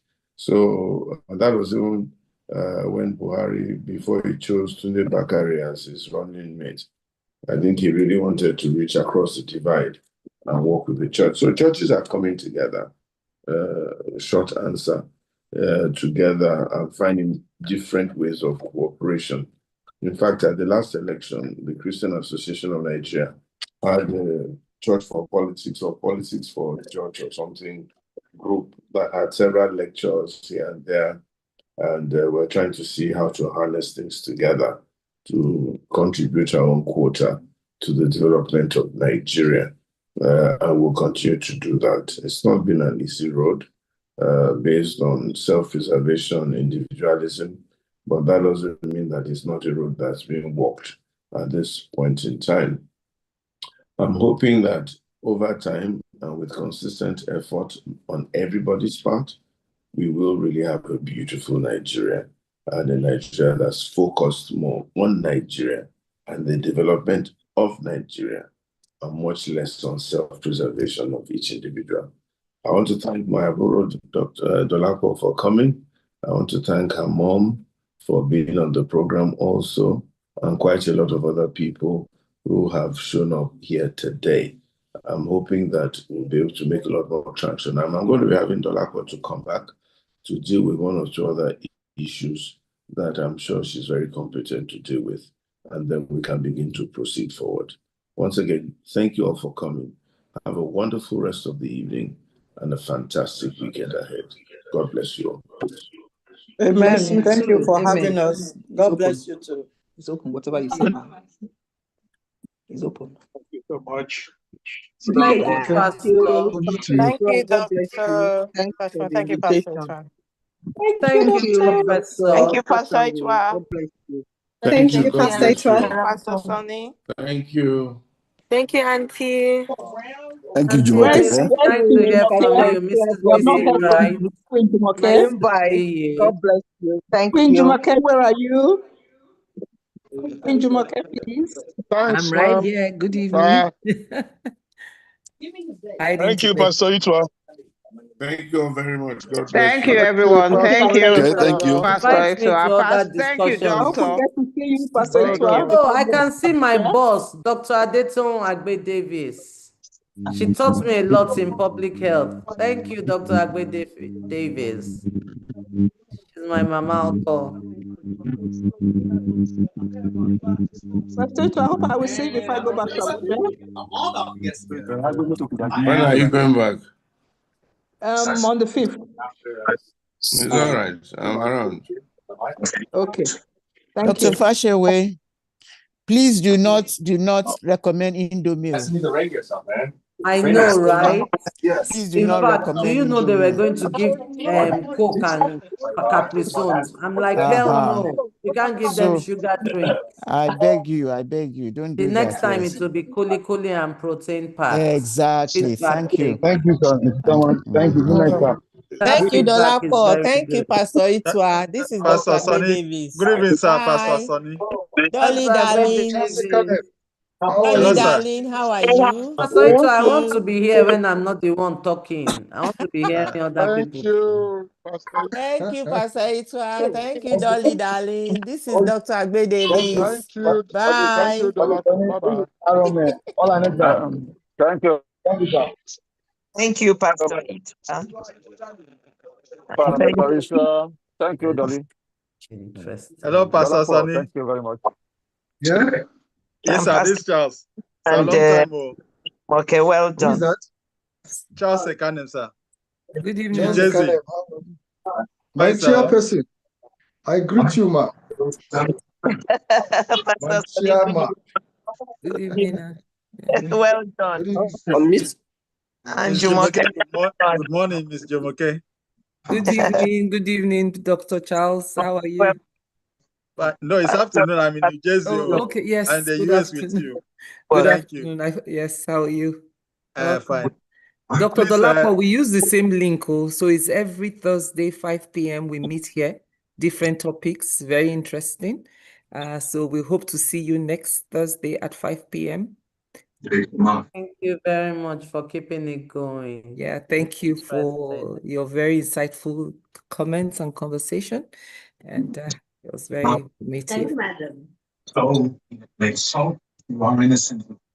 Dr. Dolapo, while you are here, I think part of the challenge is really we want to know that the people are not just making policies for us that they would not, they themselves use. or So the putting truth is, hospitals. I was saying government, we talk at people. Right now, we Yes. are having town hall meetings and community conversations.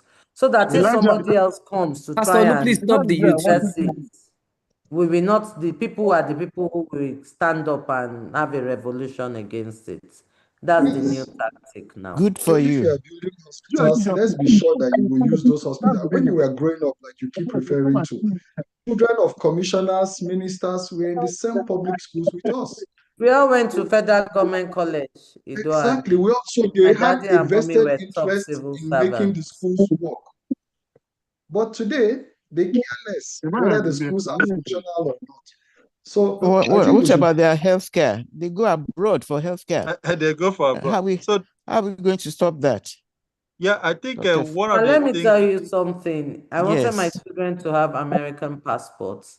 However, my whole antenatal care was with a certain Dr. Ezechi in Havana Hospital because he was my teacher in OAU THC. And I tell my husband or all of them around me that if I faint one day in this Lagos, just carry me to Dr. Ezechi. So some of these our doctors, even abroad, I can tell you most of the doctors of these people are Nigerians. Exactly. It's just the Exactly. comfort of the hospital, the secrecy, and I don't know. It's difficult. Yes. Mommy, you've forgotten your daughter. I haven't heard from you in how many weeks? My dear, I'm not with you there now. You know that. I know, I said I'm in transit. I'm still in Okay. transit. By God's grace, transit will be over, and then I'll be speaking from across. Dr. I'm Dolapo, sending a good letter evening. to you. I am happy to announce that the nurses are meeting, and by tomorrow, 1st of August, it is our hope and belief that this crucial meeting will yield the desired results that could lead to a resolution of the current industrial unrest. So that letter will go out into the public in the next 10 minutes. But you have first-hand information. And TMC hear that one too. The whole thing, the whole thing is over federalized. It is all federal. Honestly, it's terrible. Just we should go bad. down to the state, the subnational level, as Omar Deli Boyo said.